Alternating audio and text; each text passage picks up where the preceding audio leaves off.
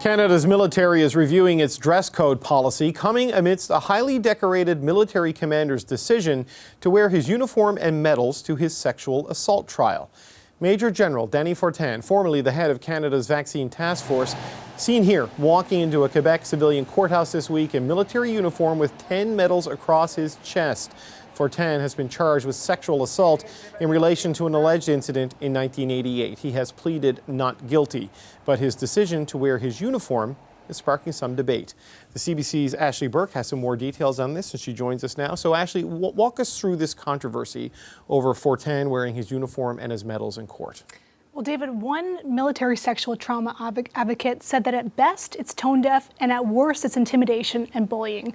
And that person wasn't alone. There have been a series of survivors and peer support groups that have been expressing outrage online. And they describe, when we spoke to them, that the uniform carries a lot of power and a lot of symbolism, and that it represents the entire Canadian Armed Forces. So from their perspective, they say that if you're in court as a complainant and someone that is accused is wearing the uniform, wearing their medals, that it could feel like you're going up against the entire institution rather than one individual. And for those that have been in that situation before, they say that it could be distressing. They also said it was triggering just as a viewer to watch, because some Canadian Armed Forces members who have reported sexual misconduct say that they can't wear their uniform anymore, that they can't even really see it because it's re-traumatizing, it's triggering to them, because they feel like they were betrayed by the institution because there were complaints from their perspective weren't taken seriously. So that's just one side of the debate, and it's something that the Canadian Armed Forces is confronted with now.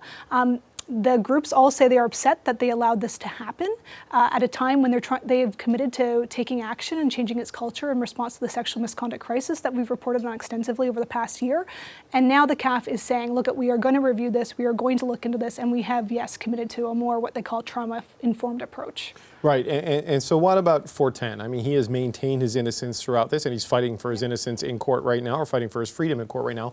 What are him or his supporters saying about this? Yeah, Fortin denies the allegations, and he has said that he can't comment publicly while a court case is ongoing, and same with his legal team. Until this is over, they're not making any public statements on any matters. So a spokesperson for Fortin, who does not want to be named because they say that they fear they could face online reprisals, did provide a statement saying that Fortin is presumed innocent and that he is a serving member and it's appropriate for him to wear his uniform. It's a representation of him and his 37 years of service. He also said that Fortin is disappointed that anyone would feel it's inappropriate for him to wear his uniform, and that it's required for court cases in the civilian system as well as the military system.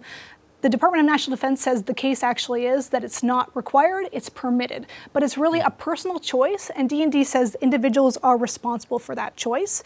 I also spoke to a defense lawyer who argues that the military shouldn't be changing its policy when it comes to uniforms, that they argue the pendulum has swung so far one direction that if someone is named publicly and charged with sexual assault, that they are immediately considered convicted in the public eye.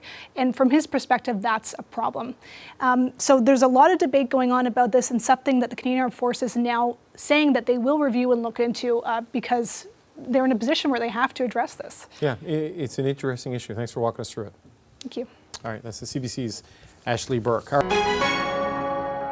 Hi, I'm Vashi Capellos, host of Power in Politics. See more of our show by subscribing to the CBC News channel or click the link for another video.